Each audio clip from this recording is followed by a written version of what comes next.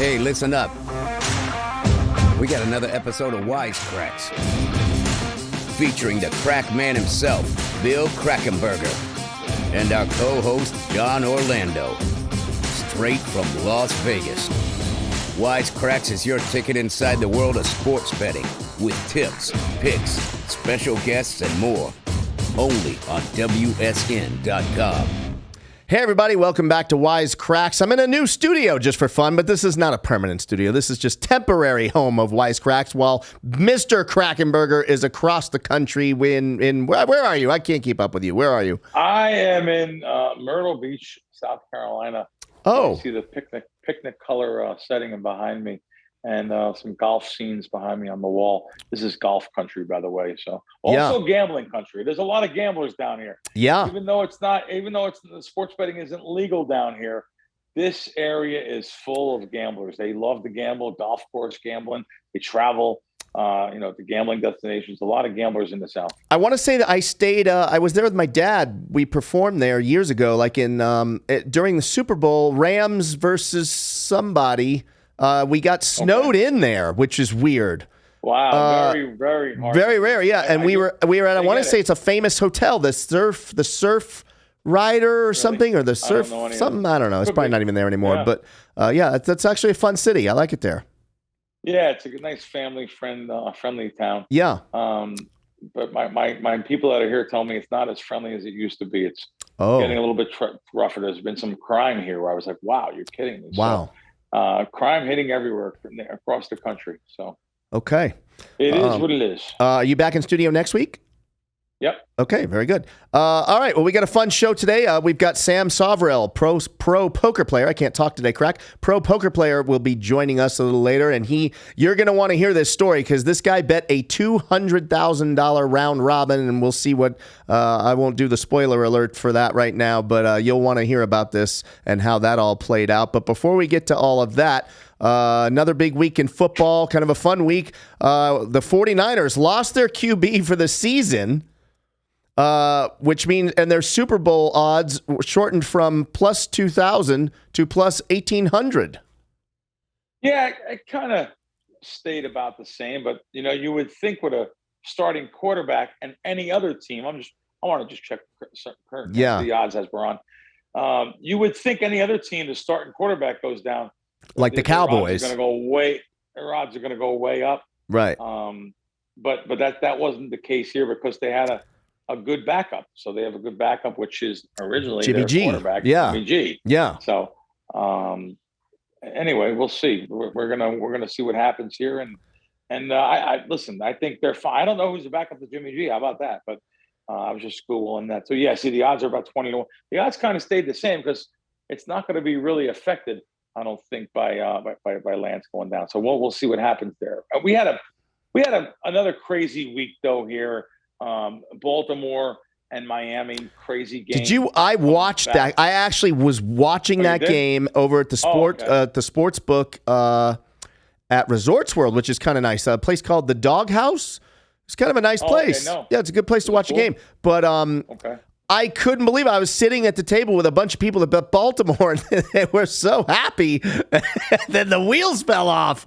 Unbelievable comeback by the Dolphins. Collapse there. Yeah. A couple other games. The big collapse was Cleveland. Cleveland could have ran the clock out against the Jets. Yep. And you're the athlete in you makes you want to score. Like there's just some smart athletes that'll stop before the goal line and say, "Hey, what am I doing here?" Right. Instead of getting in, if we just stop here, kneel, 3 times, we go home, we get the victory.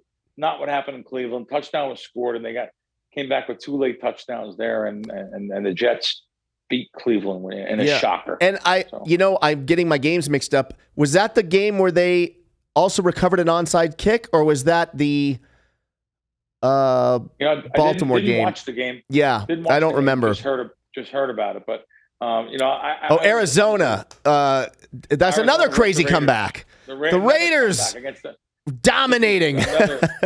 Another crazy comeback. So there was some dogs. Yeah. Some comebacks by the underdogs there. And it's the NFL, like I always say. Yeah.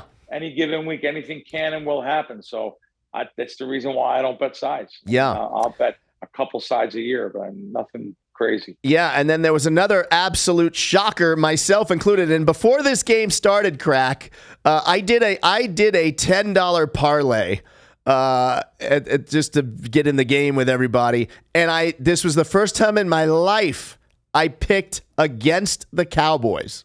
Okay, and I told everyone, you want to make a lot of money today? I know you don't like this. Bet the house on the Cowboys because I bet against them, which means they're guaranteed to win this game. And everybody had a good laugh because they were like, there's no way they're going to win the game. And they won the game. Explain this to me. Explain this to me. Well, this line, this was number one. I said it on a couple of the shows I do. The number one overreaction. First of all, week 1 to week 2 is the number one overreaction week. Compared to like a week 7 to week 8. Week 1, everyone hasn't seen these teams play for real. They overreact and the lines are going to be different. This is a perfect example. The look-ahead line, which you could have bet before the season started at this same Dallas-Cincinnati game, was literally pick 'em to actually -2. Dallas was -2, 2.5 even.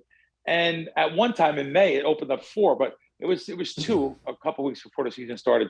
Well, now it was up to 7.5 the other way. You're talking about a 9.5 point move. I said it on a network across the country on Sunday. I said, listen, this is a giant overreaction. There's no quarterback worth 9.5 points in a game, and that includes the best in the game. So I don't agree with this overreaction. But yet I still did pull the trigger on the underdog there. I just thought the 7.5 was too many, and it did move down to 7. It closed around 7. Though a couple shops had 7.5, and look what happened here.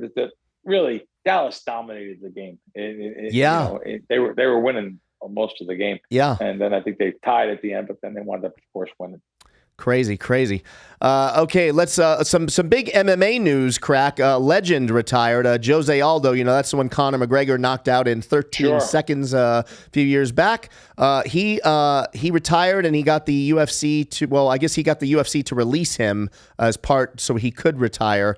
And I guess the consensus is maybe he's retiring from MMA, but maybe he might step into the boxing ring. A lot of these guys are wanting to step into the boxing ring, I guess, for what they think is an easy payday, but I don't think they realize how. I don't know what they're doing. I mean, they must realize they know how different the sport is, but you're not going to beat a boxer. You're just not. It's just a different sport. I mean, right? It really is something. I mean, I don't know. Are they offering these guys that much money that they want to?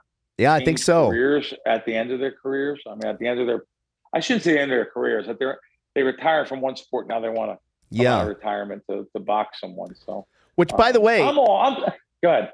I met Ryan Garcia, the boxer, at Wynn the other day, and his brother Sean, and those two could not have been nicer. I've seen a lot of people hate on them on social media and say they're arrogant and cocky and all these things.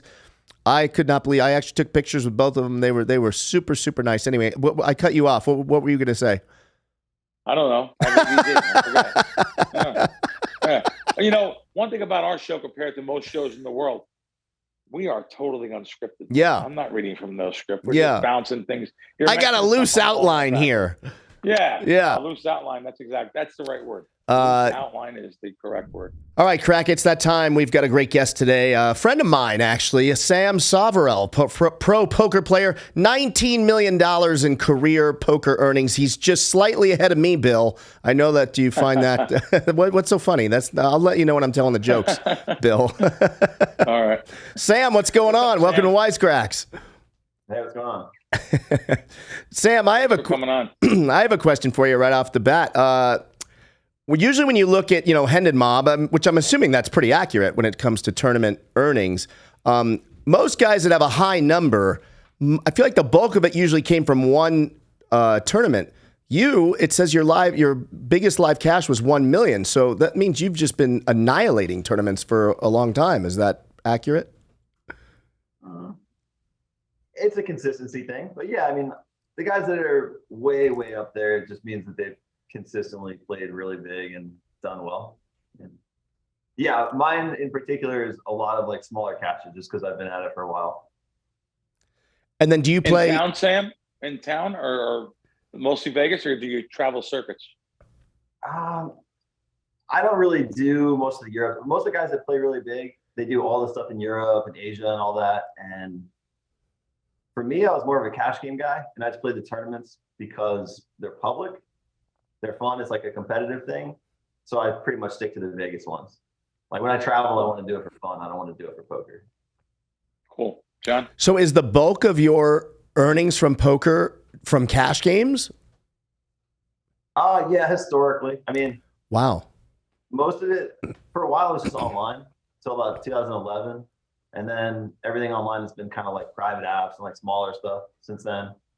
The games are bigger, but it's like kind of under the table weird stuff. Whereas tournaments are more just like competition thing. They're more for fun. Right. So what prompted having you on the show was you posted on Instagram one of your rare posts, Sam. We'll get to that later. You know, your I think post number 4 on your Instagram. You posted that you tried to bet a $200,000 parlay. I want to say a 5-leg parlay, 200 grand. It was a round robin. Okay, round robin, and they kicked it back and they dropped your limit to like $2,000 or something. Well, so the limits were never high, but I don't know. I bet every sport. The only one I actually handicap myself is UFC. And for most sports, like the limit, you know, if you're going to bet like a college total or something, you expect the limits to be really small. You can't really do anything with it. And the reason I got into UFC, it's fun. And I thought it was a soft market. So I moved that around, get quite a bit down, you know. For a while, it was easy to get like 50, 100,000 a fight. Very early. I like to bet like Sunday for the card coming up on Saturday. And the problem is obviously that the lines just move so much. Like I got buried last week on Saturday, but if you look at the lines, like, you know, I had Van Camp plus 200, closed probably like plus 130, Gomez like plus 230, closes plus 170. Everything just, you know, moves like 60, 70 cents. It's hard to keep accounts. So one of the things I was doing to get down more action, I was doing these, like I said, these round robins. And I'm sure Crack here knows exactly what round robins are. But it's a good way to get down more money without the sports book knowing you're getting down more money. You're actually, in a sense, circumventing limits, which, by the way, I'm all for. Right. So what Sam's doing actually is very, very intelligent. I don't usually talk about this stuff on air that much, but we will right now. So in other words, if I know I want 5 things like Sam's saying, I'm only limited to, let's say, 5,000 to bet on that. If I bet 5, I can get down a lot more than 5,000 to bet betting round robins by 2s, 3s, 4s, and 5s. That's what Sam's saying. And the sports book took your bet though, Sam, originally? Yeah. So quickly, a round robin is just every combination of parlays. So I think mine was a 7-teamer. And I had 2 guys in there that were just, I had as break even. It was just like kind of like biggest favorites. Like I think I made them like 75% to win the fight, and they're minus 300 or something. I don't really know, but it just adds extra action by putting more guys in there. So a 7-teamer is like, I don't know, like 110, 120 combinations of bets, I would say, because it's every possible combination of 2 and 3 and 4 teamers and 5 and all that. So anyway, yeah, I put in the app, I see the money leave my account and close it. Don't really think much of it. I reopen it. They've moved all the lines, as they always do. And well, they moved most of them. And I have money in my account. So I check like my pending bets. It's not in there. So I just kind of like bite the bullet and bet it again. It's like a little bit worse. Like everything's like maybe 5-10 cents worse. But it's early in the week. Everything's going to move 30-40 cents anyway. I still have it all like as like a pretty big edge. So I make the bet again. I have the transaction. They confirm it. I screenshot the bet. And then I log back in and it's gone again. Wow. So I call like support or whatever. I try to figure out what's going on. And the guy on the phone is asking me if I tried uninstalling the app and reinstalling it. It's like, but this is clearly on the back end. This isn't my app. This is like you guys. Good luck. Good luck with support. Yeah. Good luck with talking to anyone in support. Right. And no one wants to get on the phone. No one wants to talk. Everyone that can make a decision will not get on a phone or talk to anyone publicly. It's terrible. Yep. Right. Exactly. Yeah. And they would. I wanted to talk to like the traders or something. Like, if you deal with like, yeah, most places like MGM, you can at least like go talk to whoever's running it. Like it's Circa, you can just call up like Jeff or whoever, somebody that's sure. Yeah, to be able to give you an answer, they'll actually talk to you. But they didn't want to do that there, and they do a lot of stuff like, you'll try to bet and they'll reject the bet and move the line. When I know like no one else is betting at the time, it's just like my personal play, I'm putting it in, they'll reject it. But they've been pretty good about taking action. Like I want to say Caesars has actually been pretty good lately, and it surprised me because I've had problems with William Hill in the past. Like off air before you came on, I said to him, it's probably William Hill. I said, but William Hill I just got back in. I just was allowed back in 3 months ago. Now they're taking bets, and they're taking some max bets for me too. So when they're taking 5 figures on a college football game for me, I'm very, very happy. So I think the mentality, the mindset changed over there. Now they're taking bets. So that's good. Yeah. When I don't even know when it was, maybe like 2014, 15, a long time ago, I remember signing up for William Hill at like Hooters, and I put money in there and bet baseball, and I got banned the very first day. And I was just like, all right, this place is a joke. It wasn't even like I bet the whole board and a bunch of totals and moved. It was like I just bet for one day there, and then they just rejected everything. All right, had to go back and get my money. Deal with the Hooters. Unbelievable. But yeah, unbelievable. I was obviously pretty upset about this because they accepted the bet and gave me a ticket transaction, all that. And I assume they're just not allowed to delete it. But other than that, like William Hill or Caesars or whatever, they've been pretty good about action. Like they have been. Yeah, I mean, they were giving me 5Ks on straight bets early UFC, and now they're kind of like, they'll give me 2,500. Sometimes they'll just move the line and not give me the action. I have gone and just when they're in that mood, I just go and I just bet all the wrong sides and just Yep. Because they don't even accept it anyway. They just move the line the wrong way. It's great, but no, they're just moving on air. We're not taking bets, and they can always use the excuse, John. They can always say, "Oh, well, someone bet us at our live location. That's why we changed the line. Someone got to it before you." But meanwhile, Sam's originating this, so that's BS, total BS. If you ever went to gaming on it, gaming would, first of all, you have to find someone in gaming that understands, and then you have to explain it to them. And by the time you get to the whole process, you're just not going to win. Gaming is there to protect the casinos and sports books. That's the bottom line. Yeah. I haven't had much success with gaming historically. Say that. Yeah. Yep. Sam, do you ever bet at Circa? I do. Their limits are really small for early UFC because, I don't know, it's because it's a soft market and they protect themselves. But they're really good for all the late stuff. Like the day of the fight, they're good. Yeah. Yeah.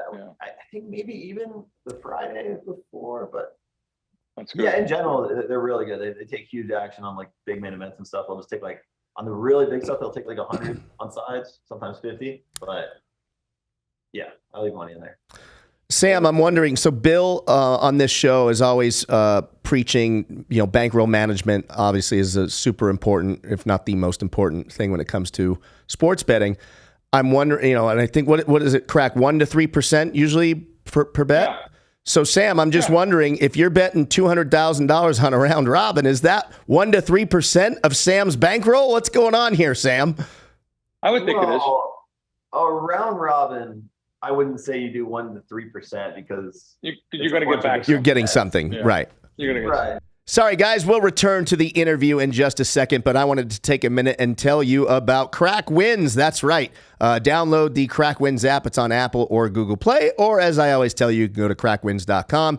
Listen, I mean, with football underway, this is right in Crack's wheelhouse. Back me up here, Crack. I mean, you're chomping at the bit for NFL, right? I've been waiting for the NFL, the props and stuff. So, I had over on touchdown passes yesterday. That, by the way, John, did you watch the games last night? Did you watch the two games? Yeah. We're filming on Tuesday this week, guys. Yeah. Did you watch both games? Yeah. Yeah. Buffalo just may be Unstoppable, right? It just may be the team we thought. Not that I'm using Tennessee as a benchmark, by the way, but I'll use the Rams the first week. So yeah, they just really have dominated. They do it all. Both of their games. They just may be. As a matter of fact, just to do something spontaneous on air here, I'd like to see what their future is to win the Super Bowl. They were the odds-on favorite before, but I just don't know. Let's see, team futures. Let's see. I'm sure they are. No, they're still okay. What are they? I'm wrong, John. What are they? I thought they would go down after these two games in the public. They're still plus 5 to 1 to win the Super Bowl. First choice, Chiefs 6.5 to 1, Tampa Bay 7.5 to 1. So they're still, pretty high up there.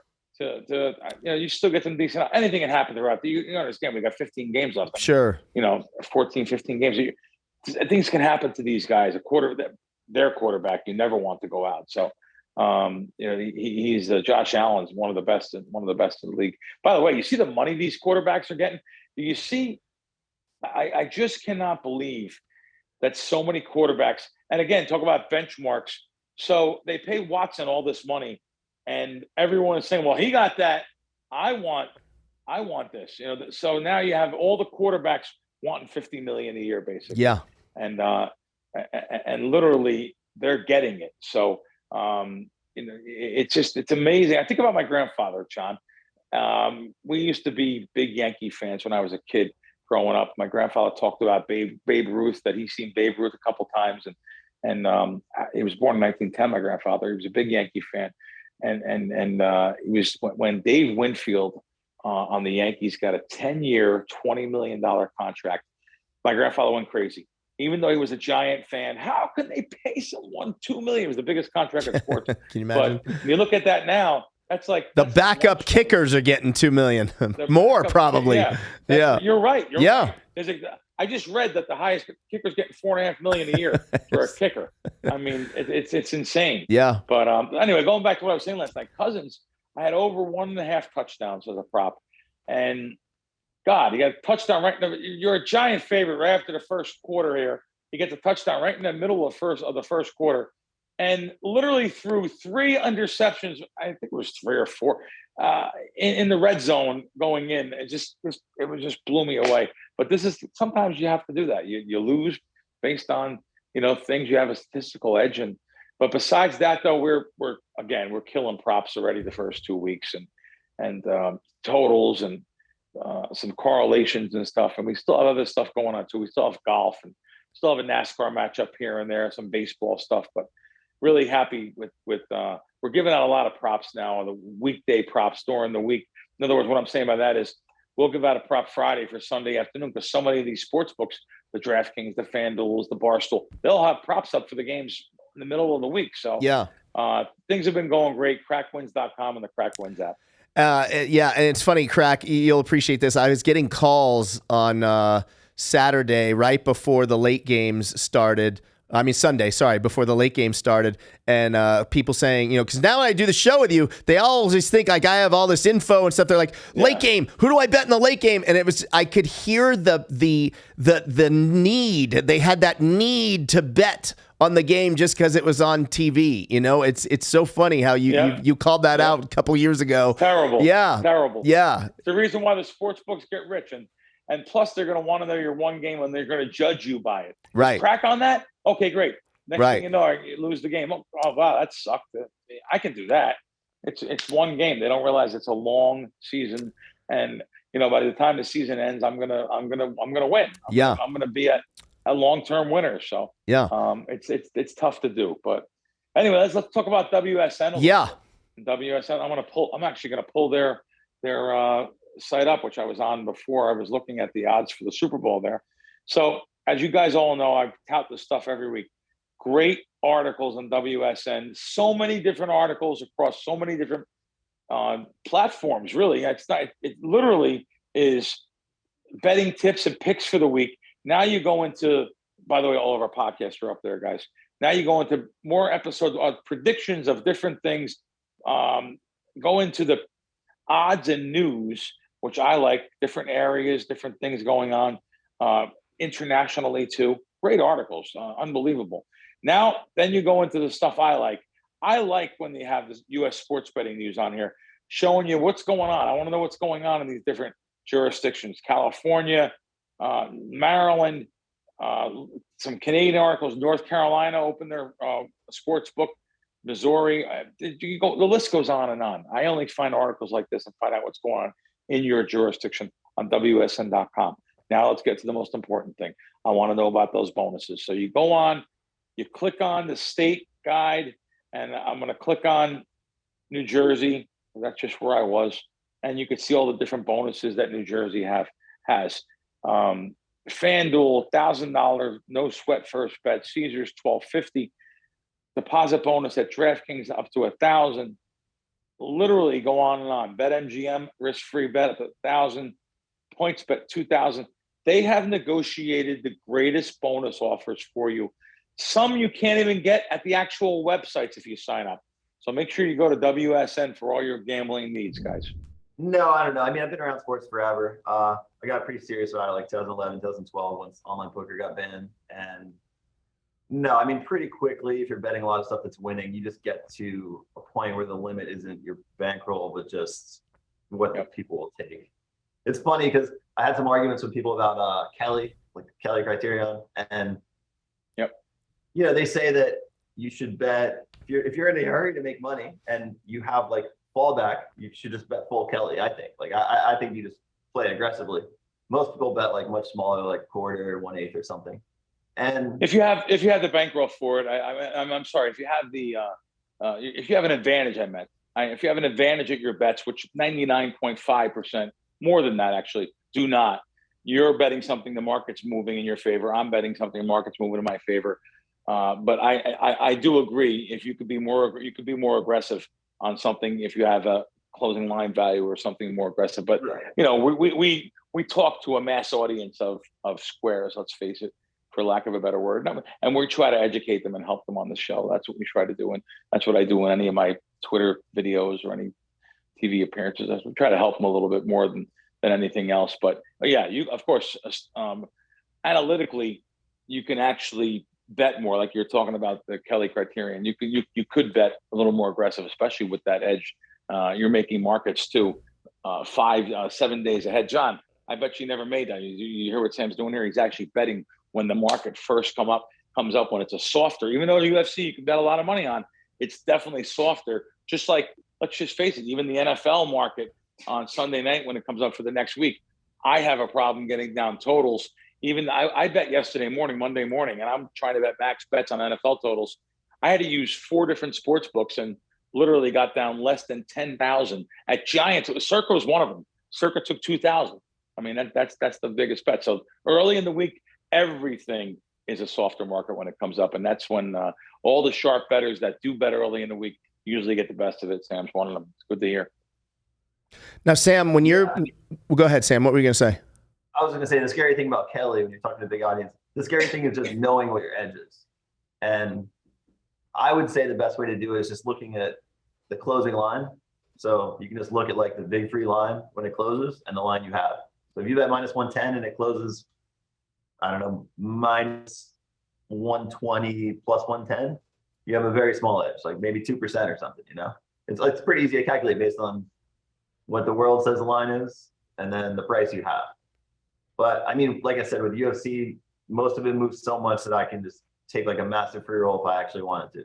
You know, when I have plus 200 and the line closes minus 150 plus 130, it's like I have to know the edge is enormous. So I'm honestly just trying to bet as much as possible. I would bet half my bankroll on some of these fights if I could, just because I could bet the other side and just free roll it. But the issue is just you can't really bet that much.